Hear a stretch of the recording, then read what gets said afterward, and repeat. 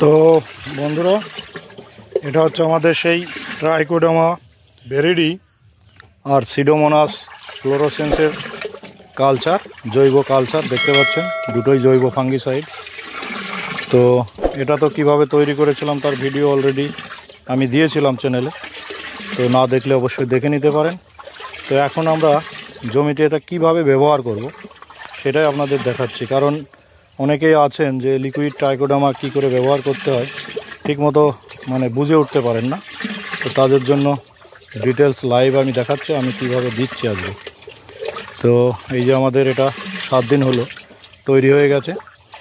তো এখন আমরা এটা জমিতে দেব। আপনারা সবাই জানেন এই কালচারগুলো যখনই জমিতে দেওয়া হয় তখন জমিতে পর্যাপ্ত রস থাকার প্রয়োজন। তো বুঝতে পারছেন ঘূর্ণিঝড় রিমালের দাপটে মোটামুটি বৃষ্টি ভালো পরিমাণে হয়েছে, তো সেই কারণে জমিতে পর্যাপ্ত রস রয়েছে, যার জন্য আমরা এখন জমিতে এইগুলো দিচ্ছি। তো কীভাবে দিচ্ছি আপনাদের একটু দেখাই, চলুন। এই যে বালতিতে করে নিলাম, তো নেওয়ার পরে এটা এই যে ড্রাগনের জমিতে, এটা আজকে আমি ড্রাগনে দেব। এদিকে দেওয়া হয়ে গেছে, এদিকটাই দেব। এই দেখতে পাচ্ছেন এই একটা মগ এরকম করে গাছের গোড়াতে দিয়ে দেব, মোটামুটি 1 লিটার পরিমাণে, কিন্তু প্রতিটা পিলারে এই যে এইভাবে করে দিয়ে দেব। তো যার ফলে জমিতে রস রয়েছে, এটা কিন্তু মাটিতে মিশে যাবে, আর গোড়াতে পর্যাপ্ত পরিমাণে জৈব সার দেওয়া আছে। আর এগুলো সবসময় জৈব সার যত পরিমাণে জমিতে বেশি থাকবে তত কিন্তু এর রেজাল্ট ভালো হবে। পর্যাপ্ত জৈব সারের প্রয়োজন রয়েছে। তো এটা গোড়াতে এই যে এইভাবে করে দিচ্ছি।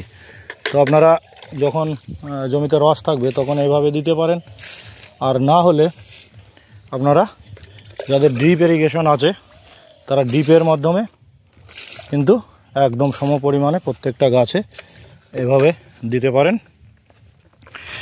আর যে সমস্ত চারা গাছ রয়েছে বা বড় গাছেও আপনারা ড্রেঞ্চিং পদ্ধতিতেও দিতে পারেন, যেটা হচ্ছে আমাদের যে বিস্তাল দেওয়া স্প্রে মেশিনগুলো রয়েছে, সেই স্প্রে মেশিনে আপনারা ভরে নেবেন।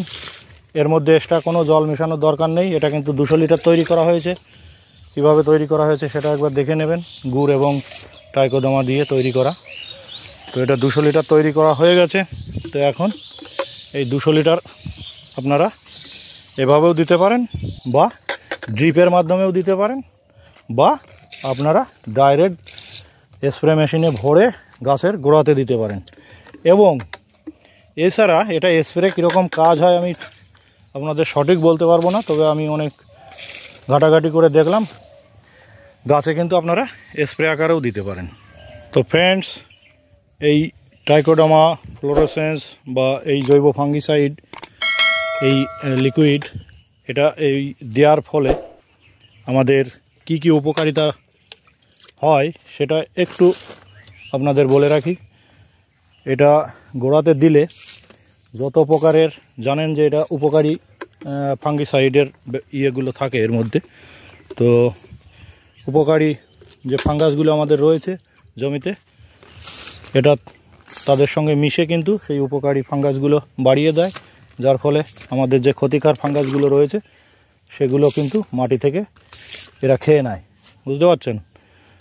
তো তার ফলে কি হয়, মাটির যে রোগগুলো থাকে বিশেষ করে ফাঙ্গাস, সেগুলো কিন্তু আপনার জমি থেকে ক্লিয়ার হয়ে যাবে। হ্যাঁ, ওই মাটির ফাঙ্গাস নিয়ে আর টেনশন করতে হবে না।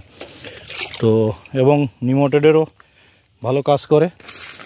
হ্যাঁ, অ্যাকচুয়ালি মাটির সমস্ত ধরনের কিন্তু উপকার হয় এগুলো জমিতে ব্যবহার করলে।